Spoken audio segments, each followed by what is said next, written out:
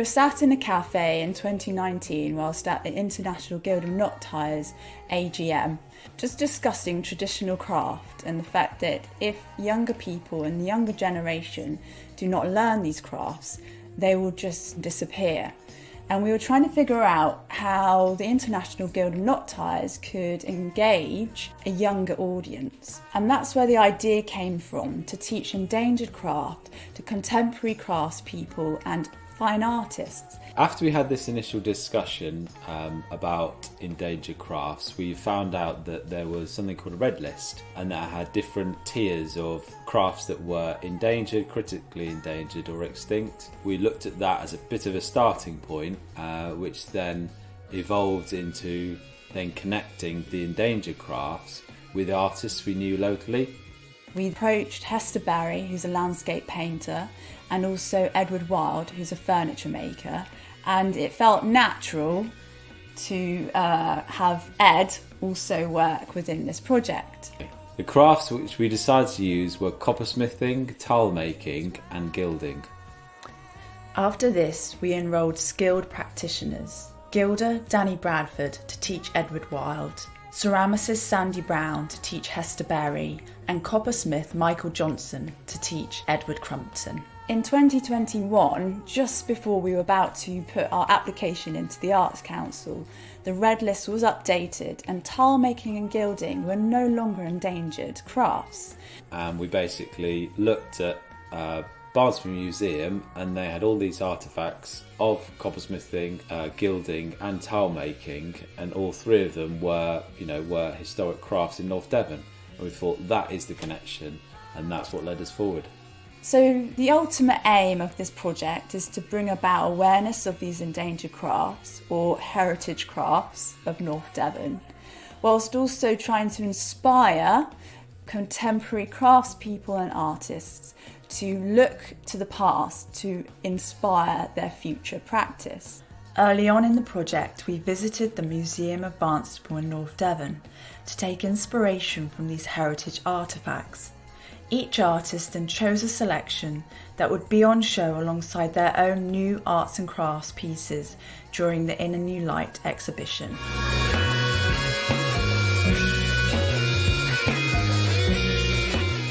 Gilding in its purest form is decoration. Gilding is the adhering of a metal to a substructure.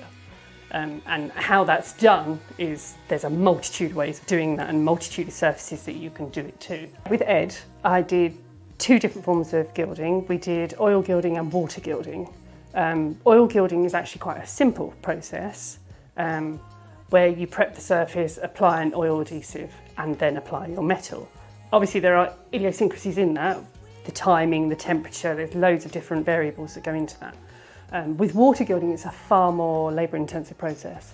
We have to create a very soft surface to apply our gold to, so there's a gesso base, there's all sorts of things that go into it. And then we finish it with a high polished finish, gold or silver. So yeah, it's a completely different decorative finish.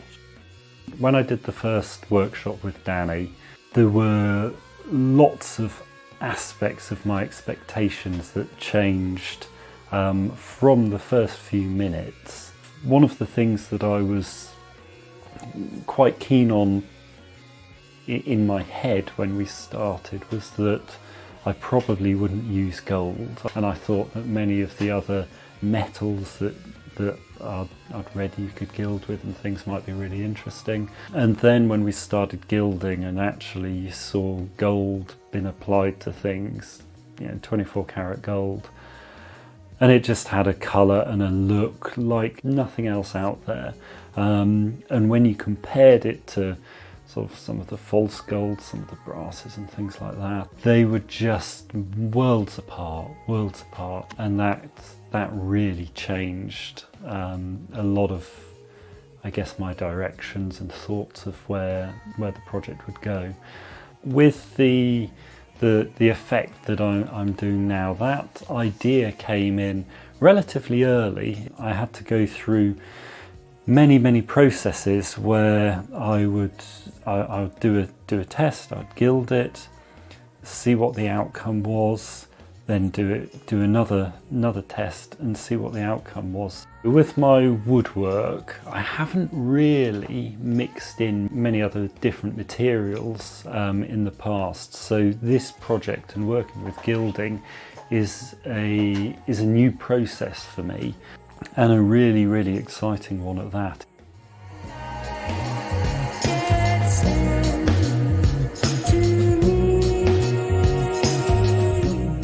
Coming into this project, I didn't like the idea of coming in with no ideas. It was difficult to do any kind of research on it to work out what ideas I should have or what routes I should go down. So I tried to form some ideas, but Sandy was quite keen for me not to come at it with too many preconceived ideas because I didn't know the material at all, so how could I really, which makes sense. So yeah, it was just go for it and see what happens.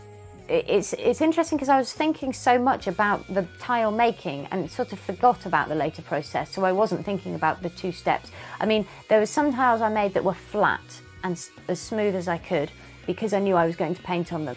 But then there was the tiles that I got into towards the end of the tile making part of the project that was really sort of squishing the clay around and really working with my hands in quite a visceral way and leaving things up to chance, much less precise.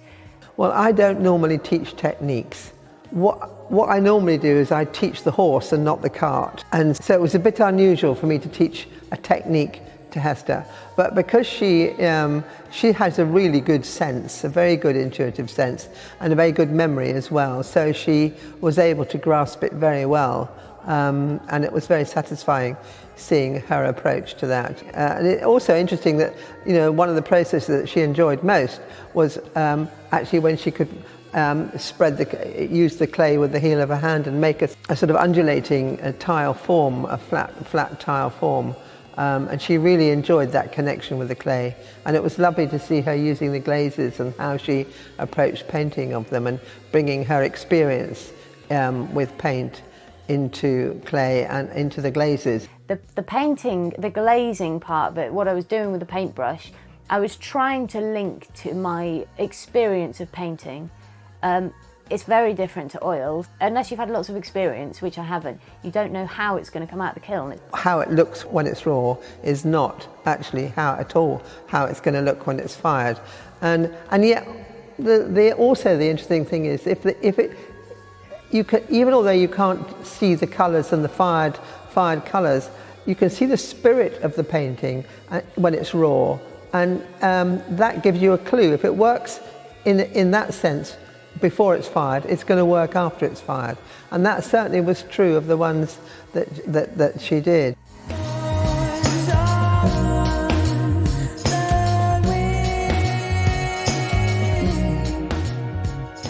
My experience learning coppersmithing was very much of an eye-opener. To see Michael and Newlyn, the first thing he sort of talked to me about was actually playing with it, which I was really surprised with as a material which has all this sort of traditionals and the craft and all this procedure of how to make this shape and that shape.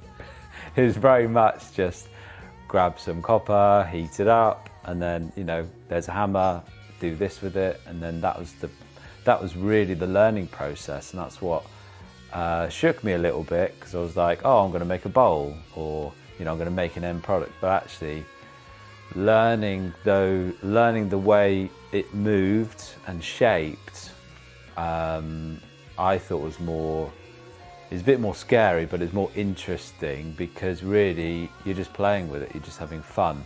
The stuff we were doing with Ed, I mean, partly what I wanted Ed to explore was just the primary natures of the material. So, copper can be quite rigid. Once you start hammering it and working it, it goes quite rigid and firm. If you want to get it more ductile again, then you heat it up, get it red hot and staunch it in cold water and it gets ductile. So with Ed, I wanted him to just explore the primary kind of properties of the material. And then, of course, we explored it in different states. We had it in sheet form, and then we worked in wire form as well, and some slightly more solid forms. Because Ed was likely to be wanting to incorporate it into his work through other materials, ropes and so on, it was important to see how the two can join, unions, how materials come together. I have to admit, I struggle with something that's just all copper on its own. I really like bringing copper into play with wood or stone or rope or glass or whatever. I think it's because it is so malleable and can blend and work so well with other materials, then play with that. You're then getting into, of course, how do you fix and join? You know, do you rivet? You can sew the stuff even if you want to, and then welding and so on. During my stay in Newlyn, I'd realised that coppersmithing was done by fishermen, and it was done as a pastime for them. And I thought that was a really interesting connection to link in with my rope, because rope again and knotting was done as a pastime for sailors. And I found that a really strong connection and a good reason to look into coppersmithing more.